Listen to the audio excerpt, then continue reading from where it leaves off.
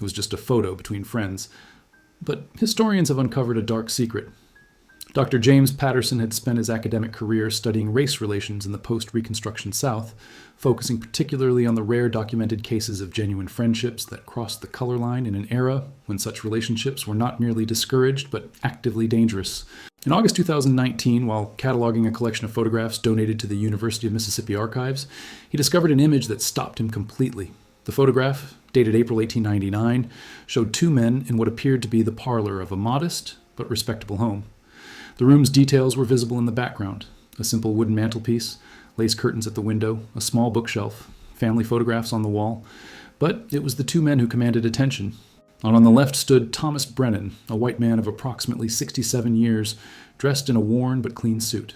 His face was weathered, lined with deep creases that spoke of decades spent outdoors. His hand rested on the shoulder of the younger man beside him, not formally, not posed for propriety, but with genuine affection, the kind of gesture that couldn't be faked. The younger man was Daniel, identified only by his first name in the notation on the photograph's backing.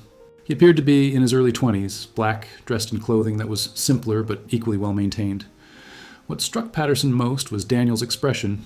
He was smiling, genuinely smiling, with an ease and comfort that was extraordinarily rare in photographs of black Americans from this era, especially when photographed with white people. Both men looked directly at the camera with expressions that suggested mutual respect, even warmth.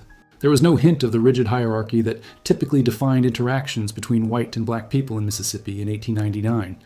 This was not a photograph of employer and servant or patron and dependent. This looked like a photograph of friends. Patterson turned the photograph over carefully. On the back, in faded ink, someone had written, "Thomas Brennan and Daniel, April 14, 1899. May this friendship endure." The handwriting was educated, the sentiment sincere. Below that, in different, shakier handwriting and darker ink, added later, Patterson guessed, were words that made his breath catch. It did not. God forgive me. Patterson sat back in his chair, the photograph still in his hands. Something terrible had happened after this image was taken, something that had haunted whoever wrote those final words. The contrast between the hopeful inscription and the anguished postscript suggested a story of loss, betrayal, or tragedy, perhaps all three. He began the work he knew well, the methodical reconstruction of lives from fragmentary evidence. He started with census records, searching for Thomas Brennan in Mississippi in the 1890s. He found several possibilities, but one entry from the 1900 census stood out.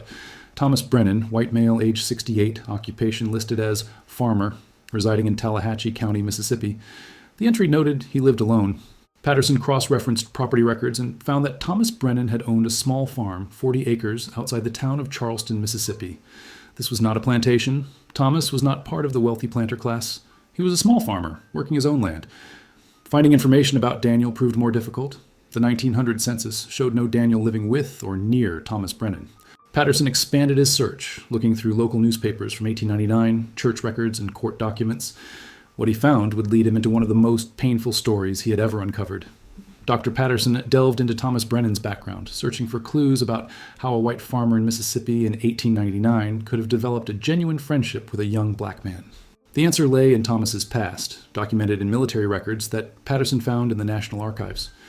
Thomas Brennan had served in the Union Army during the Civil War. His enlistment record from 1862 showed he had joined the 33rd Illinois Infantry Regiment at age 30, listing his occupation as farmer and his birthplace as Illinois. His service record indicated he had fought in multiple campaigns, including the siege of Vicksburg in 1863, where his regiment had been part of the Union force that captured this crucial Mississippi River city. Patterson found something else in the military records. Thomas had been wounded twice during the war, the second time seriously at the Battle of Nashville in December 1864.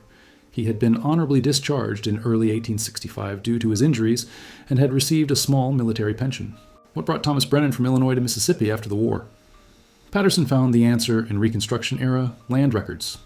In 1867, Thomas had purchased 40 acres in Tallahatchie County under the Southern Homestead Act, a federal program that offered land to settlers, including Union veterans, in former Confederate states. The program was intended partly to reshape Southern society by introducing Northerners who would support Reconstruction policies. Thomas had been one of thousands of Union veterans who moved south seeking new opportunities. But by 1899, Reconstruction had long since ended, replaced by violent white supremacist redemption governments that had systematically stripped black Americans of their rights and reestablished racial hierarchy through law and terror. Union veterans, who remained in the South, found themselves isolated, often resented by white Southerners who viewed them as occupiers and traitors. Patterson discovered more about Thomas through county records and local histories. Thomas had never married, had no children, and apparently lived a quiet life farming his small property. But there were hints that he had not entirely abandoned his Union principles. In 1875, a local newspaper briefly mentioned that Thomas Brennan had testified on behalf of a black farmer in a property dispute with a white neighbor, an extraordinary and dangerous act in that time and place. The black farmer had won the case, and the newspaper article noted darkly that certain northern elements continue to interfere in matters that do not concern them. Patterson found another reference in an 1882 county commission meeting minutes. Thomas Brennan had appeared to protest the closure of a school for black children, arguing that education should be available to all citizens. His protest was dismissed, and the school was closed anyway. These small acts of resistance painted a picture of a man who, decades after the war ended, still believed in the principles he had fought for. But believing in equality and actually forming friendships across the color line were different things. In the Mississippi of the 1890s, such friendships were not merely unusual, they were seen as threats to the social order. Patterson needed to understand how Thomas and Daniel had come to know each other and why they had risked so much to maintain their friendship. Finding Daniel's full identity proved challenging. Daniel was a common name, and many records of black Americans from this era were incomplete, inconsistent, or simply never created. But Dr. Patterson was persistent, and gradually he pieced together the story. In church records from the African Methodist Episcopal Church in Charleston, Mississippi, Patterson found a baptism entry from 1877. Daniel, son of Clara, born 1877. No father was listed. This was common for children born to unmarried women, or, as Patterson suspected in this case, children born to women who had been enslaved and whose children's fathers were unknown or unacknowledged. Patterson found Clara in the 1880 census. Clara Freeman, black, female, age 32, domestic servant. Living with her was Daniel Freeman, black, male, age 3. So Daniel's full name was Daniel Freeman, a surname commonly adopted by formerly enslaved people after emancipation. Clara appeared in subsequent census records, always working as a domestic servant for various white families in Tallahatchie County. Daniel appeared with her through 1890, listed as attending school, remarkable for a black child in Mississippi during this period, when educational opportunities for black children were severely limited and often non-existent. Then, Patterson found something crucial in county court records from 1893. Clara Freeman had died that year, cause of death listed as pneumonia. She was only 45. The records showed that her son Daniel, then 16, had been left with no family and no means of support. This was where Thomas Brennan entered Daniel's life. Patterson found a notation in Thomas's property records from late 1893. Daniel Freeman employed as farm laborer, residing on property. Thomas had taken Daniel in, given him work and a place to live when he had nowhere else to go, but their relationship had clearly evolved beyond employer and employee. Patterson found evidence in surprising places. In 1895, Thomas had paid for Daniel to attend a carpentry training program offered by a missionary organization, an investment of money and time that suggested genuine care for Daniel's future. In 1897, records showed that Thomas and Daniel had traveled together to Memphis to purchase farm equipment, unusual for a white man and black youth to travel together in that era. The photograph from 1899, taken in Thomas's home rather than in a formal studio, suggested intimacy and trust. Having a photograph taken was expensive and significant in that era. The fact that Thomas had arranged for this photograph to be taken in his own parlor, with Daniel positioned as an equal, was extraordinary. Patterson found the photographer's business records in a Memphis archive. The photograph had been taken by a traveling photographer named William Hayes, who made circuits through rural Mississippi taking portraits for families who couldn't travel to city studios. Hayes' ledger for April 1899 included an entry. Brennan residence, 2 subjects, 1 exposure, paid $2 or 2 subjects, 1 exposure. Thomas and Daniel had been photographed together deliberately, as a unit, not in separate portraits. This was Thomas's choice, Thomas's statement. In the violently segregated world of 1899 Mississippi, where laws and customs rigidly separated white and black people in every aspect of life, Thomas Brennan had created a photograph documenting his friendship with a young black man, displaying it in his home as evidence of a bond that defied every social norm. What had happened between April 1899, when that photograph was taken with its hopeful inscription, and the later edition of those anguished words, "It did not. God forgive me"? Dr. Patterson's breakthrough came when he found a series of newspaper articles from July 1899 in the Charleston County Press, a weekly newspaper serving the area where Thomas Brennan lived. The headlines told a chilling story: Negro arrested for theft from prominent family. Stolen items found in Negro's possession. Swift justice demanded by citizens. The articles described how Daniel Freeman, a Negro youth of approximately 22 years, had been accused of stealing jewelry and money from the home of the Garrett family, one of the wealthiest white families in the county. According to the newspaper account, Mrs. Sarah Garrett had discovered valuable jewelry missing from her bedroom. She had immediately suspected Daniel, who had allegedly been seen near the property days before. When the sheriff searched the small cabin where Daniel lived on Thomas Brennan's property, he reportedly found some of the stolen items hidden under Daniel's bed. Daniel was arrested and jailed. The newspaper articles included statements from Mrs. Garrett demanding appropriate punishment, and from various white citizens calling for swift justice and expressing outrage that criminal elements were being harbored by those who should know better. A clear reference to Thomas Brennan's Union background and his employment of Daniel. But Patterson's experience with historical newspapers, particularly Southern newspapers from this era, had taught him to read critically. These publications often promoted white supremacist narratives and justified violence against black Americans. He needed other sources to understand what had really happened. He found those sources in unexpected places. First, in the records of the Mississippi chapter of the Women's Christian Temperance Union, an organization that occasionally advocated for justice even when it was unpopular. In meeting minutes from August 1899, a member named Elizabeth Morrison had raised concerns about Daniel Freeman's case, noting that the evidence presented seems questionable, and the haste with which judgment is being pursued is concerning. Her concerns had been dismissed by other members who insisted they should not interfere in legal matters. Second, Patterson found a letter in the papers of a northern missionary teacher who had worked in Mississippi during this period. The teacher, Margaret Stevens, had written to her sister in Massachusetts in July 1899. There's a terrible situation developing here involving a young colored man who, I believe, has been falsely accused. He is intelligent, hardworking, and has been employed by a Union veteran farmer who speaks highly of his character. But the accusation comes from a powerful family. The truth seems to matter little when race and power are involved. Most revealing, Patterson found entries in Thomas Brennan's own records, a journal that Thomas had kept sporadically. The entries from July 1899 were extensive, written in obvious anguish. July 12, 1899. They have arrested Daniel. The charges are lies. I know this boy. He would never steal. He has lived on my property for 6 years. He has worked honestly, attended church, harmed no one, but Mrs. Garrett has accused him, and that is all that matters to them. They found jewelry in his cabin, but how did it get there? Daniel swears he never saw those items before. Someone planted them. I am certain of it. Dr. Patterson continued reading Thomas Brennan's journal entries from July 1899, and a fuller picture emerged of what had actually happened. Thomas had immediately begun investigating the accusation against Daniel, knowing that in the legal and social climate of Mississippi in 1899, a black man accused by a white woman had virtually no chance of a fair hearing. Thomas's journal entry from July 14, 1899, recorded what he had learned. I spoke with Daniel in jail today. The sheriff allowed me only 10 minutes. Daniel told me the truth of what happened. 3 weeks ago, he was making a delivery of vegetables to town. I had sent him with our surplus crops to sell at the market. On his way, he passed the Garrett property and saw Mrs. Garrett's son, Robert, arguing violently with his mother near the garden. Robert was demanding money. Mrs. Garrett was refusing. Robert became enraged and struck his mother. Daniel witnessed this and, without thinking, called out, "Stop!" Robert saw Daniel and threatened him, saying if he ever spoke of what he saw, he would regret it. The journal continued. Daniel told me he tried to forget what he had witnessed, but it troubled him. Robert Garrett is known to be a gambler and a drunk who has squandered much of the family's money. 2 weeks after the incident, Daniel saw Robert in town at night, leaving the assayer's office, the place where people sell jewelry and gold. Robert was carrying a bag and counting money. Daniel realized then what Robert had done, stolen from his own mother to pay his debts, then blamed Daniel to avoid consequences. Patterson cross-referenced this account with other records. He found evidence that Robert Garrett did indeed have a reputation for gambling and debt.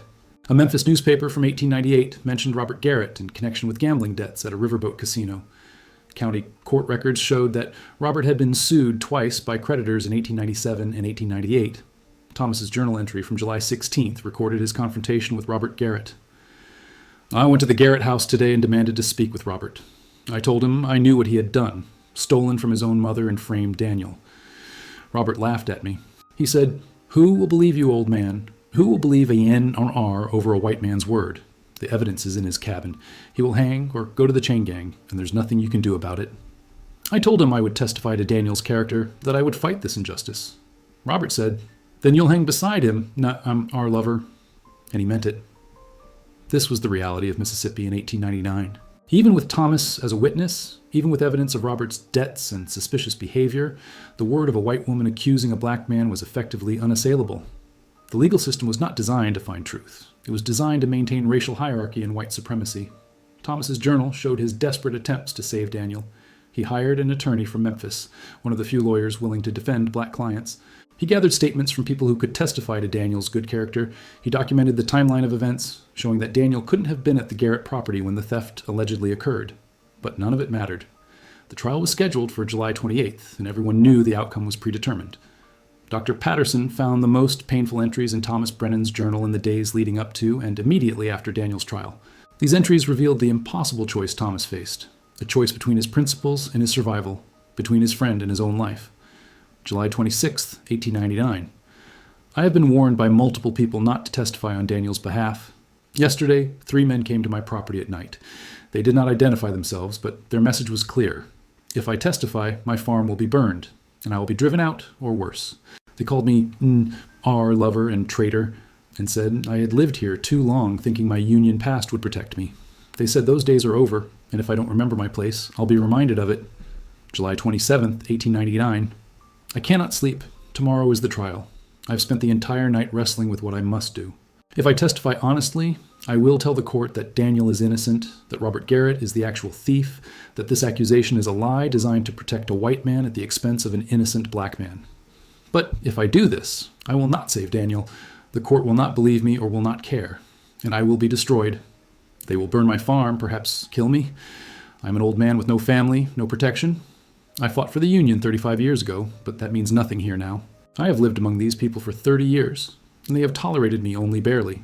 This will be the end of that tolerance. July 28, 1899. The trial was today. I attended. I sat in the courthouse and watched as they brought Daniel in chains. He looked at me with hope in his eyes. He believed I would save him. The prosecutor presented the evidence, the jewelry found in Daniel's cabin, Mrs. Garrett's testimony about the theft, Robert's testimony claiming he saw Daniel near their property on the day of the theft. All lies. All carefully constructed lies. Then the defense attorney called me to testify. I stood up. I walked to the front of the courtroom. Every white person there was staring at me with hatred. I could feel it.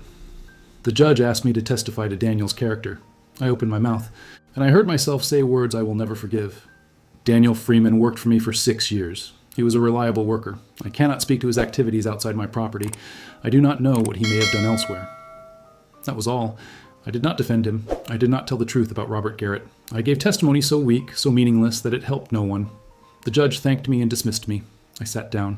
I could not look at Daniel. I could not bear to see his face. The trial had lasted less than 2 hours. Daniel was convicted and sentenced to 10 years of hard labor in the state penitentiary.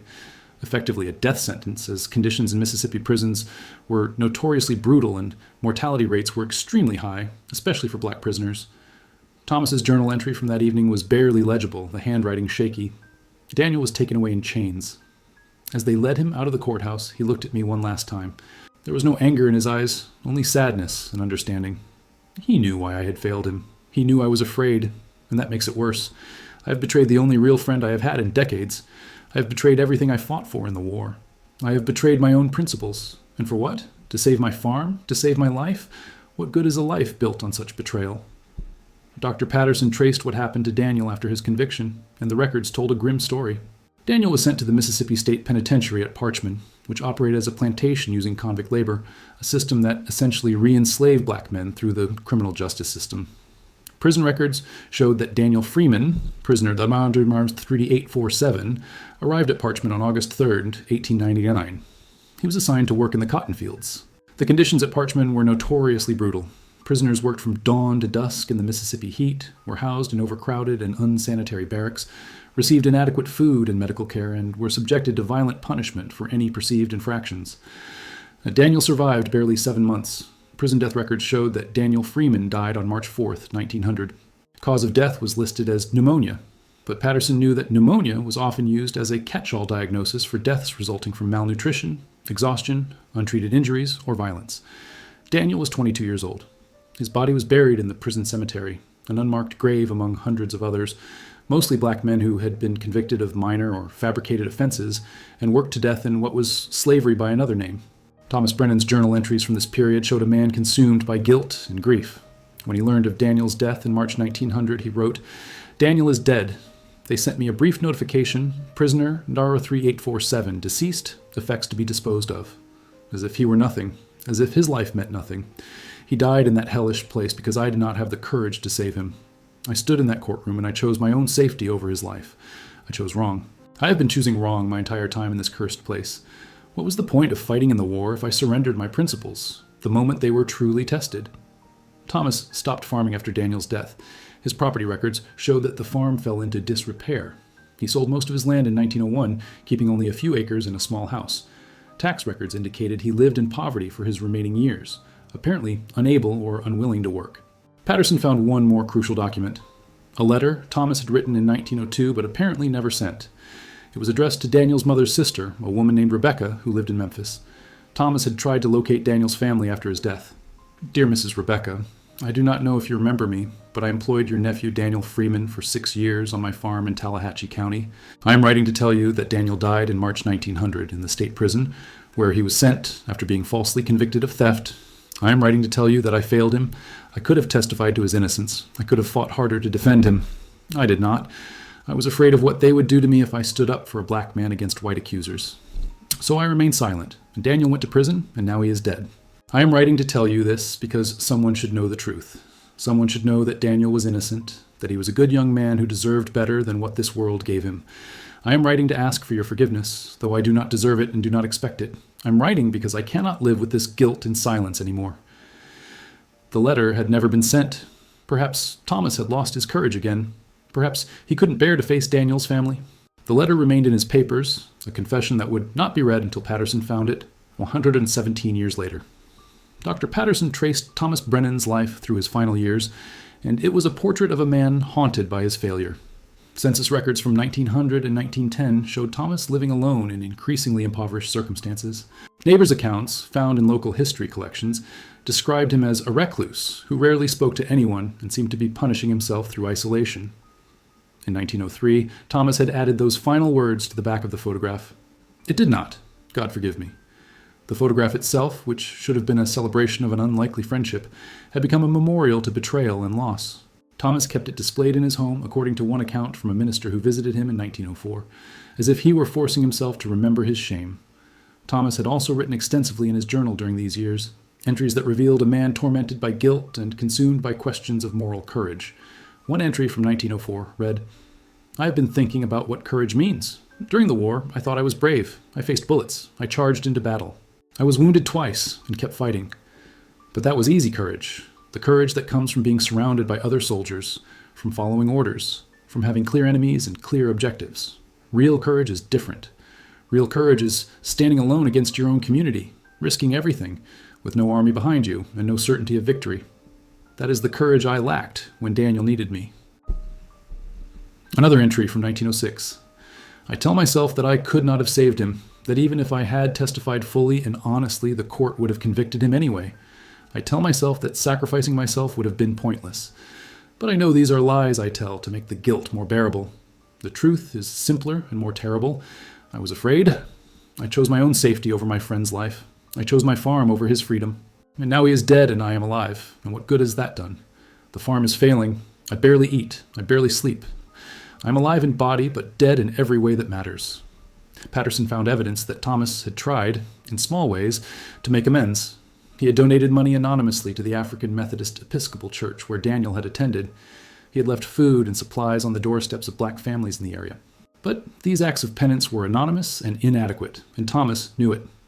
The most revealing entries came from 1907, when Thomas had apparently decided to write a full confession of what had happened, intending to send it to newspapers or perhaps to civil rights organizations in the North.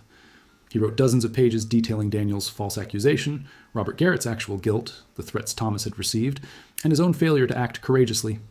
But the confession was never sent. The last entry about it read, "I have written it all down, the full truth of what happened to Daniel. But what good will it do now? He is dead. Robert Garrett is still free and unpunished. The system that destroyed Daniel continues to destroy others. My confession will change nothing.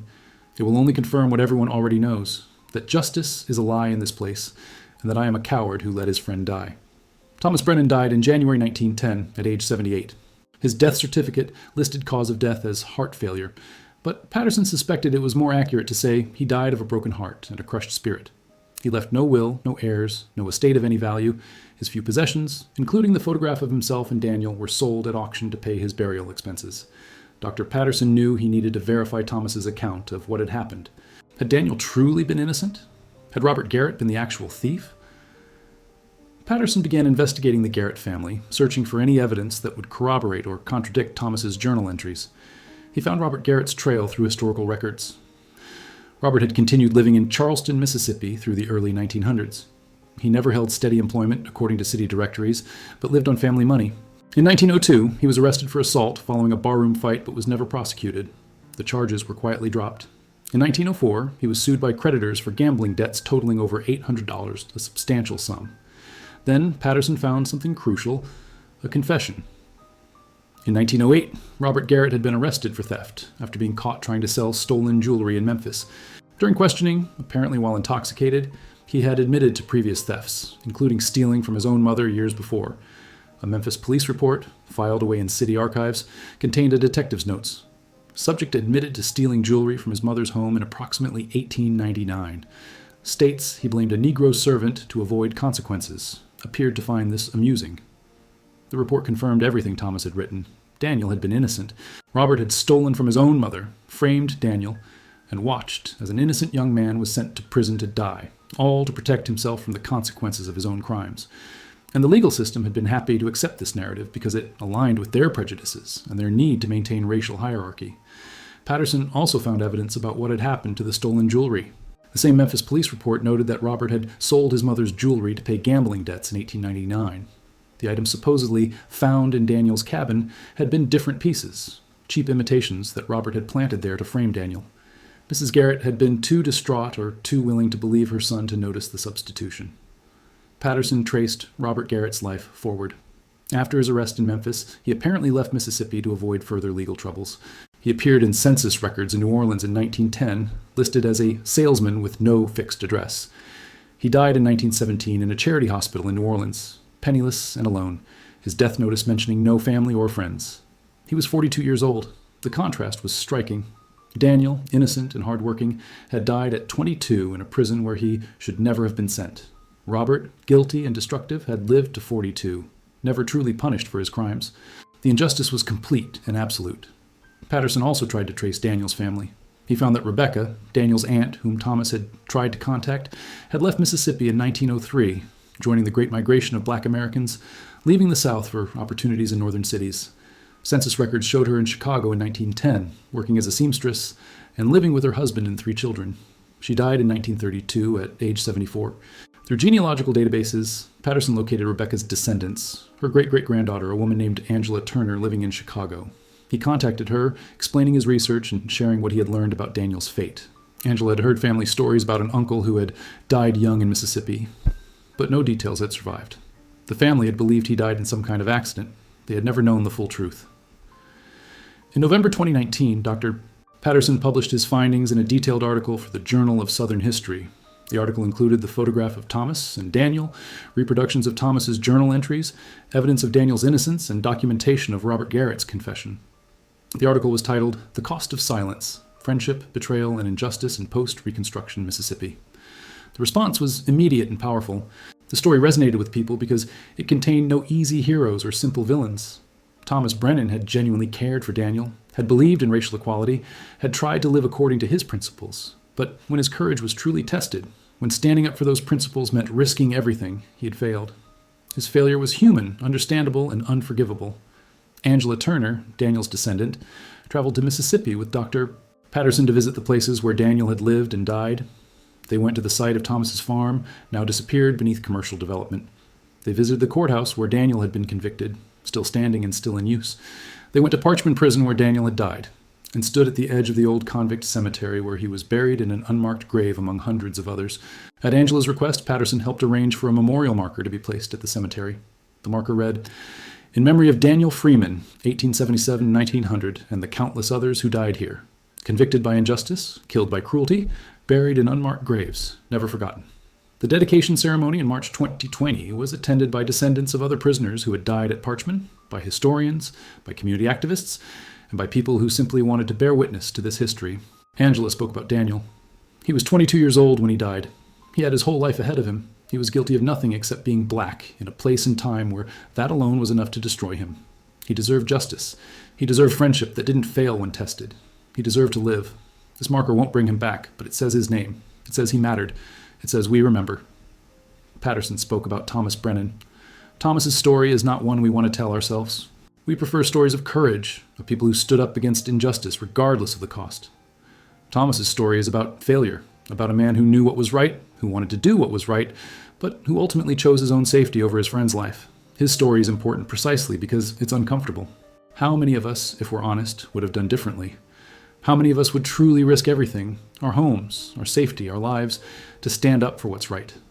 Thomas's failure is a mirror. It asks us to examine our own courage, our own principles, and whether we would hold to them when truly tested. The photograph of Thomas and Daniel was displayed at the ceremony, enlarged to poster size. Seeing the two men standing together in Thomas's parlor, Thomas's hand on Daniel's shoulder, both men smiling with genuine warmth, made the tragedy more painful. This had been real. Their friendship had been real. The betrayal had been real.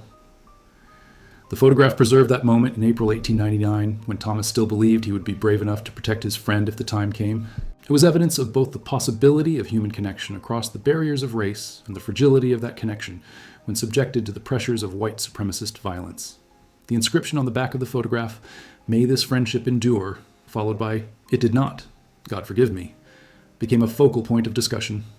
Some argued that Thomas deserved some measure of forgiveness or understanding given the extreme danger he faced. Others argued that moral courage means doing the right thing precisely when it's dangerous, and that Thomas's failure cost Daniel his life. Patterson believed both perspectives had merit. Thomas's fear was understandable, but understanding does not equal excusing. Daniel had died because Thomas chose silence. The photograph itself, now preserved in the University of Mississippi archives, became part of exhibitions about race relations in the post-Reconstruction South. It traveled to museums in Jackson, Atlanta, Memphis, and Chicago. Each time it was displayed, it sparked conversations about friendship, courage, betrayal, complicity, and the everyday choices that sustain or challenge systems of injustice. Angela Turner kept a copy of the photograph in her home in Chicago.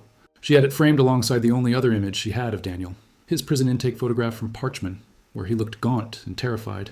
A young man who knew he had been condemned to death by a legal system designed to destroy people like him. The contrast between the two photographs told the complete story. Daniel in Thomas's home, safe and smiling, believing in the friendship that connected them, and Daniel in prison, abandoned and doomed, the friendship having failed when he needed it most. Patterson continued his research, finding other stories of friendships across racial lines in the post-Reconstruction South, friendships that had survived against all odds, and friendships that had crumbled under pressure. Each story was unique, but they shared common elements. The extraordinary courage required to maintain such friendships in a society built on racial separation and hierarchy, and the terrible cost when courage failed. The photograph of Thomas and Daniel, taken in that parlor in April 1899, remained what it had always been: evidence. Evidence of genuine human connection, evidence of Thomas's principles and Daniel's trust, and evidence of the moment before everything fell apart, a moment preserved forever, a moment that asked everyone who saw it to consider what they would have done, whether they would have been brave enough, whether their friendship would have endured when tested by violence and fear. On the back of the photograph, Thomas's anguished words remained, "It did not. God forgive me." Whether God had forgiven him, no one could say. But the photograph ensured that neither Thomas's friendship with Daniel nor his failure to protect Daniel would be forgotten. The image stood as testament to both the possibility of human connection across the barriers erected by racism and the fragility of that connection in the face of systemic violence. It was a story without redemption, without comfort, without easy lessons. Only the painful truth that sometimes friendship is not enough. Sometimes courage fails. Sometimes people we trust make choices that destroy us. And sometimes all that remains is a photograph and the terrible knowledge of what might have been.